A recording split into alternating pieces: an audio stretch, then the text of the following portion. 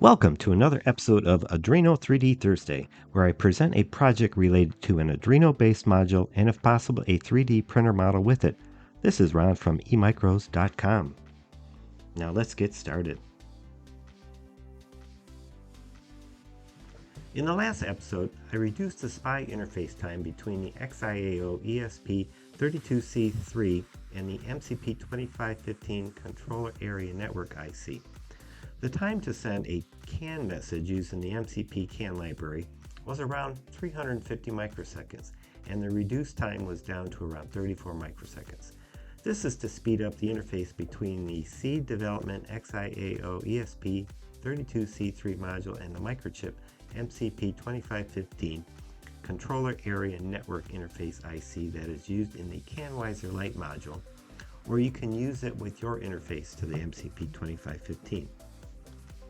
Using the I/O on the MCP2515, the CAN message send time is reduced further from 34 microseconds to 22 microseconds, and the read CAN message function is introduced, reducing the original read time from 124 to 50 microseconds.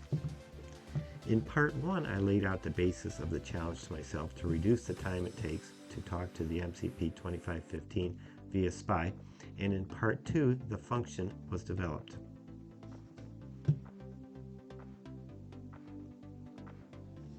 When I laid out the CanWiser Lite board, there were 5 unused I/O pins on the Seeed Development XIAO ESP32C32 module. Just by chance, I decided to connect the 3 TX RTS and 2 RX BF pins on the MCP2515 to the XIAO. The 3 TX RTS signals are input signals. When toggled low, tells the MCP2515 to transmit that particular transmit buffer. The 2 RX BF signals indicates if the receive buffer is full. These signals are used to further reduce the SPI transmission time. Here's the schematic, and here is the connection of the TX pins and the RX pins. The first thing you had to do in the MCP CAN library, in order to use the MCP2515 hardware signals, the MCP CAN library needs to be changed from general purpose I/O pins. In the MCP_CAN.cpp file, in the MCP2515 init function, the statements shown to the right are changed. Actually, these are shown right here instead. In our file, we need to define the pins.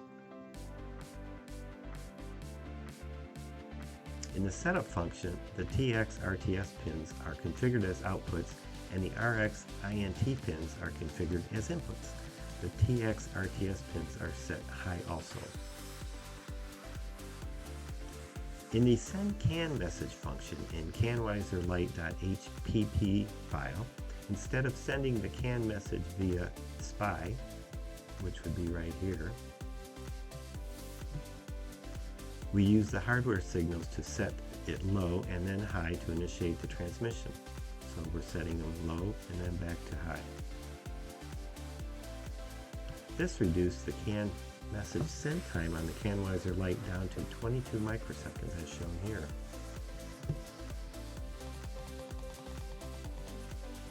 Now let's focus on receiving CAN messages. The MCP CAN read message functions take around 124 microseconds to read the receive buffer.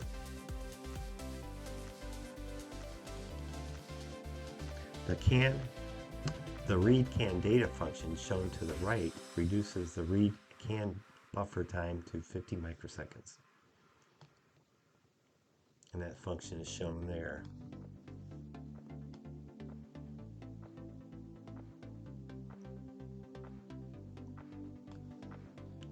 So the 50 microseconds was a great savings. Here are the links to the software. And if you want, you can go to emicros.com under Arduino 3D. There's the faster MCP2515 interface using I/O, which is documented here. Thanks for your interest. This is Ron from emicros.com. We'll see you next time.